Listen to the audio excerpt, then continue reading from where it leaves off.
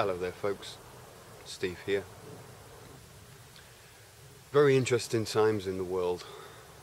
Sometimes it leaves you so confused or frustrated.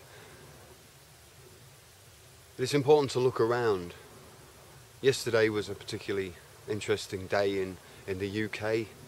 In Nottingham there was a gathering. 200 people went to the house of Tom Crawford in Nottingham, who was getting the threat of eviction on that day after paying his house up, and the bank's turning around and saying, no, you don't own it. And so 200 people turned up to witness the event peacefully, to make sure there was no violence, to make sure there was justice being done. And the bailiffs didn't turn up, but it was definitely good to see, you know, over 200, maybe 300, maybe even more people passing through and actually coming to support an idea. You know, the idea that this eviction, this type of thing with evictions is just wrong. It's wrong. No matter how we talk about it, how we talk about policy changes or this or paperwork, we are just the little people who earn the bread and butter, and we want to go to a bank or to a mortgage company and to trust them, not for them to work in our worst interests. You know, if you was to take out a mortgage for 25 years, would you ever take out a mortgage that you couldn't pay back? No, you would take out, they would offer you a deal, and that would be the deal you took. Why would you want to change that deal halfway through unless it was beneficial to you? But no, the banks, the mortgage companies, whoever, the institutions, have your power of attorney and trick and try and look after their own interests. After all, they can't go out picking more food or doing more work. They have the paper, they have the numbers to work with. So if their numbers are down, they have to try and find other ways of getting the numbers in. But it's not fair. It's not fair that the paper system uses white lies, official white lies, to attack the man. Now in law, contracting should be like separate from criminal law. That's the idea of having business. That's why we don't walk around with guns doing business. You know, law is split into two halves, the law of contracting and the law of the creation, nature and everything. So if we make a contract, we should keep our word. But if that contract is somehow devised to deceive the contract partner, then that contract is invalid. A contract needs 5 points to be valid. So whatever we're getting dealt with is maybe not even a contract, it's maybe just an agreement, unenforceable. You see, so if we're signing a contract, that contract has to be solid. The bank can't come back to us and say, oh, look at you missed the small print. It says you have to give your wife and children to charity. No, a contract can't do that. It has to be obvious to both parties, and both parties have to have a meeting of minds. Now, when a company expects the man on the street to then just suddenly raise up and deliver another £50 billion to them or whatever, you know, loads of money, you know, what do they think? It's obvious that we don't have the money. It's obvious. But they treat us with such indignity to approach us and say, I'm afraid it says on this bit of paper that you owe this money, so therefore this is not yours, so therefore you can go. And it's an eviction. It's an eviction. It's really just as bad as any other, like, war, really. War against one man is war against every one man. So I think to myself, if I'm living in a society, if I live in a society that's run by a government where money is the only thing that counts, then I am at war with it. If the only thing that counts in society, then this society will not work. Now I know we all need money. I know we all need to like equal out our duties, to make sure, you know, to keep the accounting going on and to make lists of things and stuff.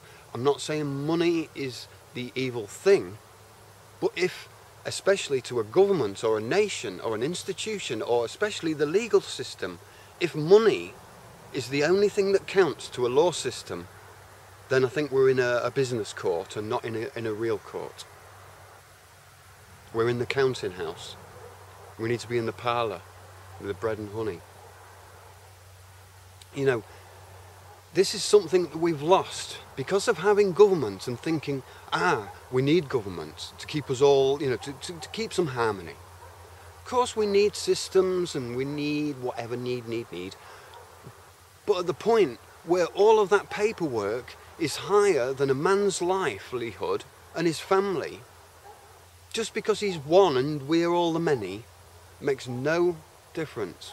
One injustice is injustice to all, when it's true injustice. Now, there's a lot of cases of people wanting to get out of payments. There's a lot of people wanting to just overgo the rules, the common way. I think if a man can prove that he's worthy of his word and he keeps honour with his contracts and deeds, then I think he deserves the chance to live his life in his own determination if he can blend in with society and nobody's got a problem or a claim against him. And if some bank or corporation makes a claim, that is a second-rate corporate claim.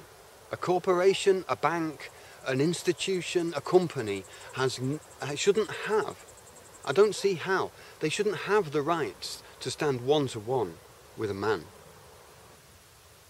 A corporation is a body. We say it's dead. It's not dead, it's just never had life. It's lifeless. We give it life. We breathe it, the life, and it expires. The company expires, inspired, expired. So this is all inspired, this system, this camera, this monitor, this screen, these pixels, this medium, is inspired. But it expires. And we don't need to worship, you don't need to worship this image of me and my words.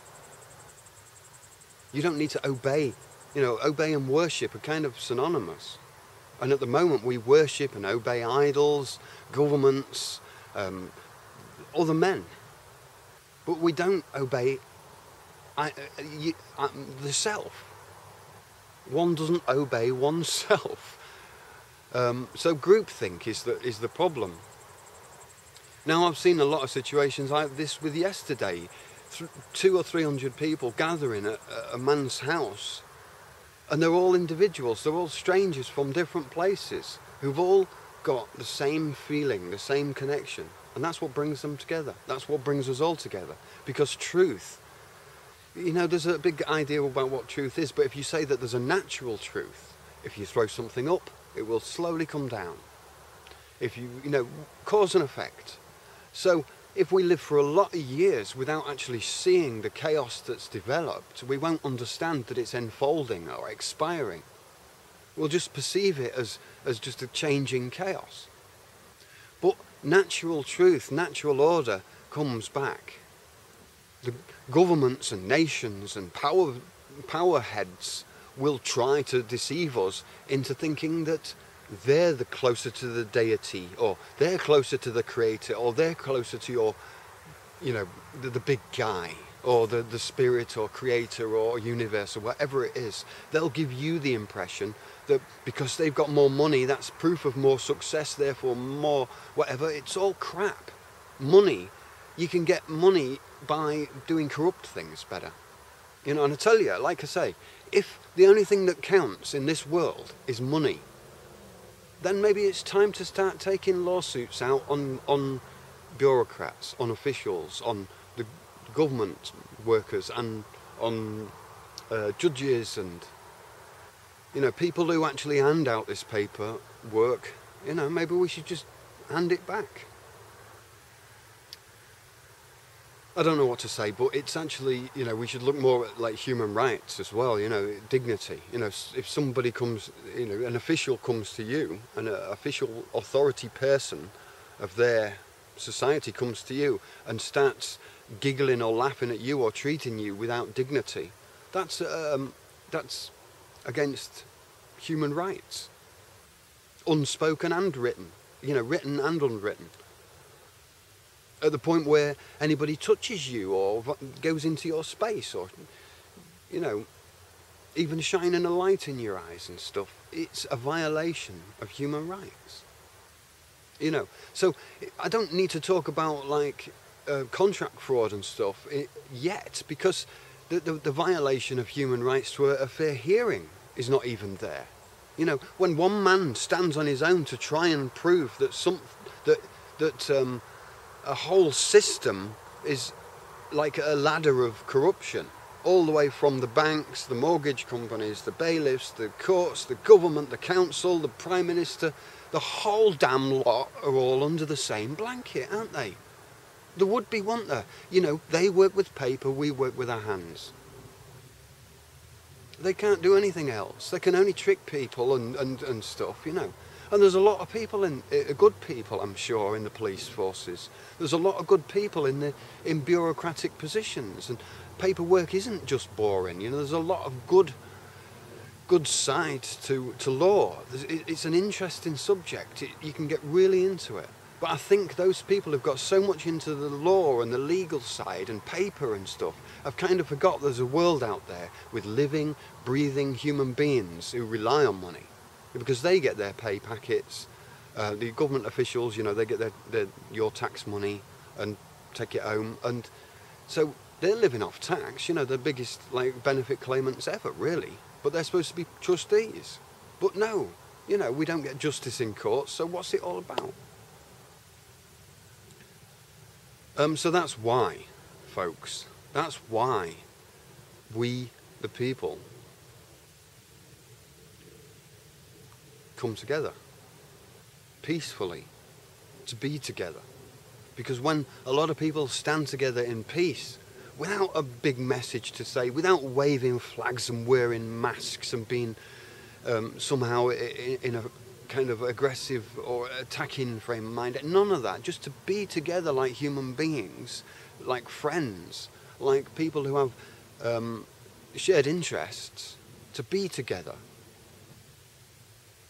So that when danger does come, you don't need to be ready for danger. You know, you live life, and then when anything comes into that, you know instantly what you're fighting for. But when we're sat at home playing Xbox and fighting virtual soldiers, it's very difficult to switch from that attitude into a realistic street attitude, and to keep you calm and to deliver those statements, that vocation that you want to deliver. It has to be delivered without anger, and you have to realise the person who's listening might be just a messenger. So it's not about shouting at anybody or making anybody responsible, but of course we can be heard. You know, like making these videos, I can shout on a video. I'm not shouting to you, but you can read my expression. And that's the point for raising our voices, so that each of us can see. So that those who are maybe don't think it's so urgent, they hear us raising our voices. But we don't want to scare them awake. We don't want to scare people out of the chairs. You know, so I think yesterday was a great victory and a big turning point for house evictions. If we could just make sure that we look after each other every time somebody's got a decent reason, you know, then put the word out.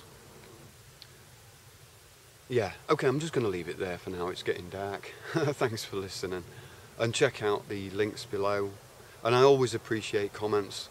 I've had a little bit of time. It takes me too long to comment on all the comments. You know I'm reading them, and you know I'm reacting to them somehow. And so I mean, I do like it when people subscribe and click like and post comments and stuff, you know. So make me happy as well.